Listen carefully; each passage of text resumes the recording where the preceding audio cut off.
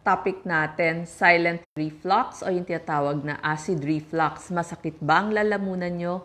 Ito po ang pwede natin gawin. May tinatawag na laryngopharyngeal reflux. Tulad din ito ng tinatawag na GERD, kung saan ang acid sa sikmura ay bumabalik o umaakyat dito sa ating lalamunan. Minsan nga hanggang sa may ilong. Ano ang sintomas nitong silent reflux o acid reflux? Masakit yung lalamunan. Para kang may sipon, hirap lumunok, hirap huminga, may ubo, may plema, iba yung boses mo, parang namalat. Tapos parang gusto mong may throat clearing na sinasabi kasi parang laging may nakabara. Ano ang test na pwedeng gawin? Pag pumunta tayo sa ENT o Ear, Nose and Throat Doctor, meron silang kasangkapan na ipapasok dun sa inyong bibig at makikita hanggang sa inyong lalamunan. Ang tawag doon, endoscopy. Iba pa po yung upper endoscopy, yung ginagawa sa sikmura. Kaya po, kapag masakit lagi ang lalamunan, pwede po tayong pumunta sa ating ENT doctor or gastroenterologist, yung doktor sa tiyan. Ano ang mga tips o gamutan na pwede natin gawin sa bahay man?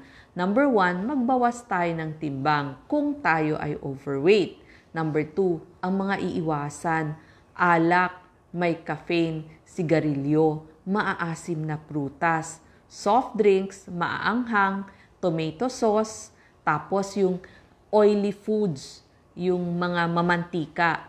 Number 3, kakain tayo ng paunti-unti pero madalas. Ika nga, merong almusal, merienda sa bandang alas 10, kahit isang saging, tanghalian, merienda sa alas 3, kahit isang soda crackers at hapunan.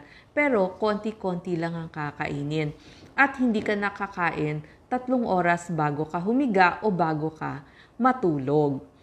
Number 4, mas mataas ang unan kung pwede mga 4 to 6 inches na. So merong mga wedge pillow na tinatawag ngayon. So medyo mas mataas yung ulo mo.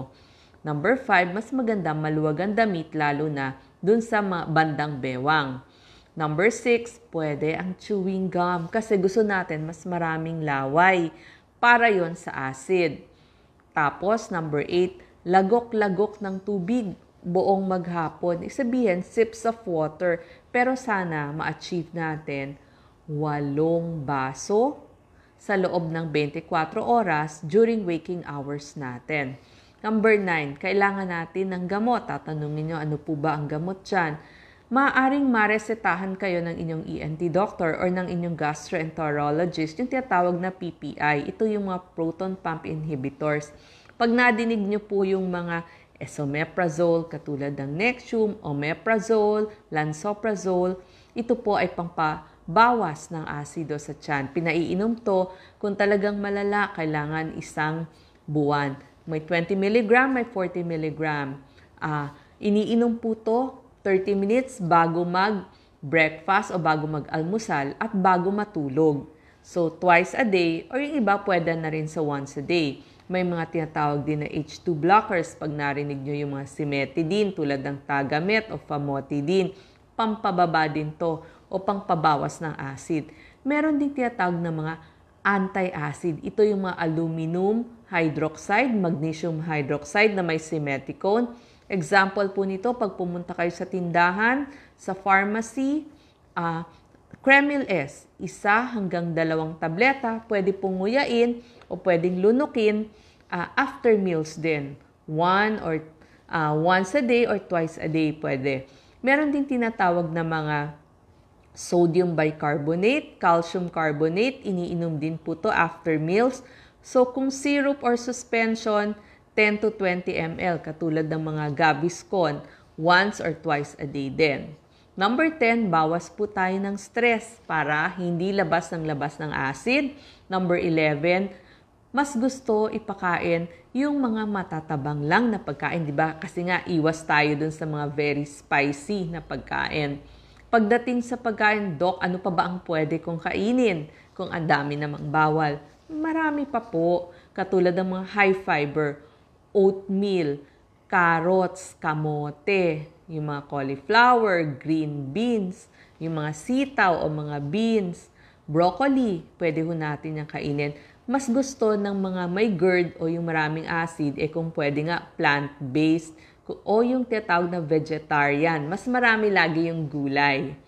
Pagdating naman sa watery foods, mas gusto natin yung mga pakwan, pipino, sabaw, yung mga malilinaw na broth, o kaya yung mga herbal teas. Ibig sabihin yung galing sa bulaklak, like yung mga chamomile teas. Gusto rin natin mga alkaline foods, saging, melon, pakwan, cauliflower.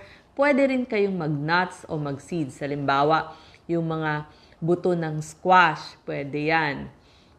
Pwede rin ang soda o saltine crackers. Ito yung mga matatabang na biskwit. Huwag nang lalagyan ng butter. Halimbawa, yung mga skyflakes.